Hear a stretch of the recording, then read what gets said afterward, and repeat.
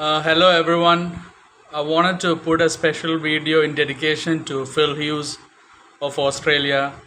It's his ninth death anniversary today. He died on 27 November 2014 after he was hit on the head on the helmet by Sean Abbott in a Sheffield Shield match. That was on 25th of November.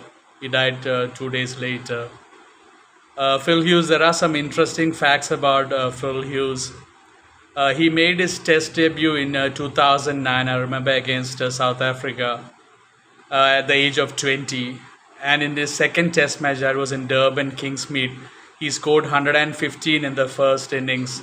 And that made him the youngest test centurion for Australia since Doug Walters in 1965. And in the second innings, Phil Hughes scored 160 as well, and that made him the youngest cricketer in history to score 200s in the same Test match in both innings.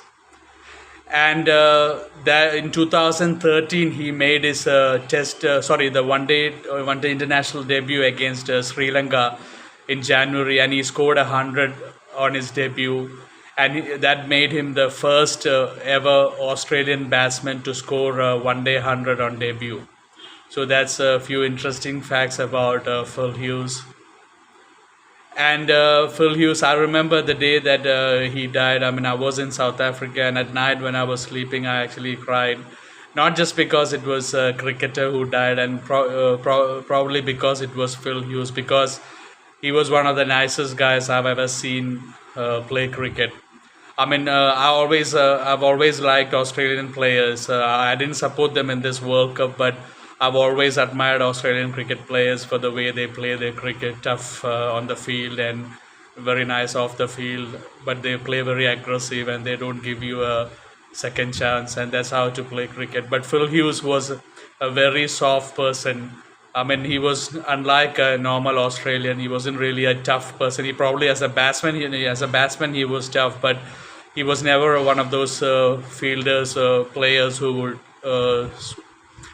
sledge you, or have a word with you. He was one of the most nicest guys that played, and that actually made me very emotional on that day. And I remember the next day at Action Cricket, I held a 1 minute silence for Phil Hughes, and we had a prayer for Phil Hughes.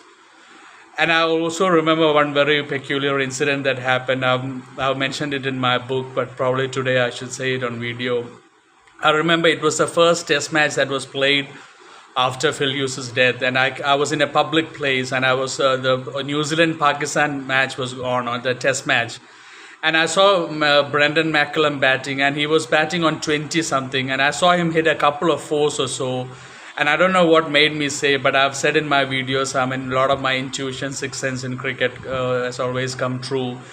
And I messaged a few of my cricket friends in South Africa, and I said, I think Phil Hughes' spirit is inside Brendan McCullum, and I think I said he's going to go score a double hundred. That's what I think. And at that point, Brendan McCullum was only on 26 not out, and Brendan McCullum did score a double hundred in that match. And another strange thing that happened in that match is that New Zealand didn't bowl one bouncer in that entire Test match against Pakistan, and they still took 20 wickets to win the Test match. And another thing, New Zealand didn't celebrate even one wicket in that match. But that's expected of New Zealand, especially with Brendan McCullum. They are a team that always oppose the spirit of the game, and I'm not surprised that New Zealand did that. And by the way, Phil Hughes did play for South Australia. He's from South Australia. And he died 3 days before his 26th birthday, which was a very sad thing as well. And Phil Hughes was very close to Michael Clarke, especially. And that was one of the reasons why Michael Clarke retired early from cricket. He could have easily played for a few more years. And at that time, at that time when Phil Hughes died, Indian cricket team was in Australia for the tour, and Virat Kohli, Ravi Shastri, Rohit Sharma, they all attended his funeral as well. It was a very emotional day for all the Australians and all the cricket lovers around the world.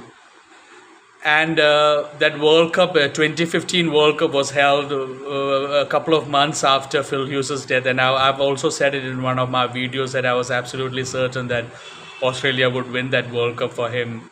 Even that Test match against India, the first Test match when Steven Smith scored that 100, he went to that side of the ground where Phil Hughes' number was written, and he was very emotional about it. David Warner, the whole Australian team, and Australian team, they are definitely one of the teams that play with an extra spring in their step when they have an emotional side. And I was sure that Australia would win that World Cup, and in 2015 they did win that World Cup under Michael Clark. So that is a little bit of a dedication for Phil Hughes from my side. Very sad day for cricket. He was actually hit on the head of a bouncer by Sean Abbott. And normally, a bouncer hits a ball, hits the helmet when a batsman is late to play the shot. But that specific incident was a bizarre incident. I mean, Phil Hughes was early on the hook shot. He went for a hook shot, and he was too early on the ball. And the ball then, after he had played the shot, the ball came and hit back of the head, almost on the neck side, and then he was rushed to the hospital. David Warner was in the field. He was standing at short leg, and David Warner, they rushed him to the hospital, and sadly, after 2 days, he died. Anyway, 9 years of Phil Hughes' death anniversary. So I just wanted to put a special dedication for him. I'm sure people who have watched it will remember Phil Hughes always. And I just thought it would be apt to remind everyone today about Phil Hughes. Anyway, rest in peace, brother. You will always be remembered. You will always be missed. Thank you for all the memories.